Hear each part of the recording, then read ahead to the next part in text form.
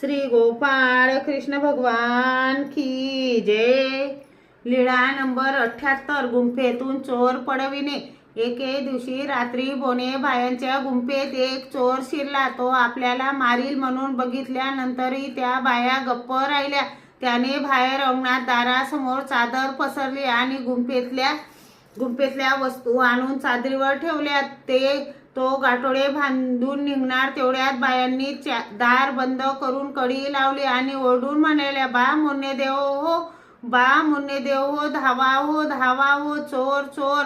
लगेच सर्वज्ञ अंगणात आले। चोराने सर्वज्ञांची चाहूल ऐकली आणि त्याने असे वळून पाहिले तेव्हा सर्वज्ञांनी धारण केलेली उंच व विशाल श्रीमूर्ती बघून तो भयभीत झाला व गाठोडे तसेच टाकून पडाला। मग सर्वज्ञ गुंफेजवळ गेले आणि म्हटले, काय बाई, काय बाई, दार उघडा। त्यांनी दार उघडले। सर्वज्ञांनी विचारले, काय काय गेले बाई?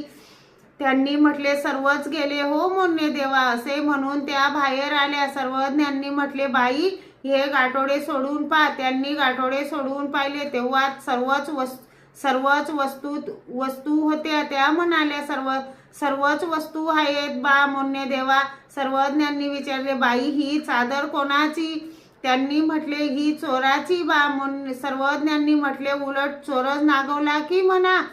एकाच्या मताने सर्वज्ञ म्हणाले, कोणी कोणाला नागवले बाई? त्या बाया म्हणाल्या, बा मोन्नेदेव हो, तो चोर चादरीसाठी पुन्हा येईल। सर्वज्ञांनी सांगितले, तो आता येते, यापुढे कधीच येणार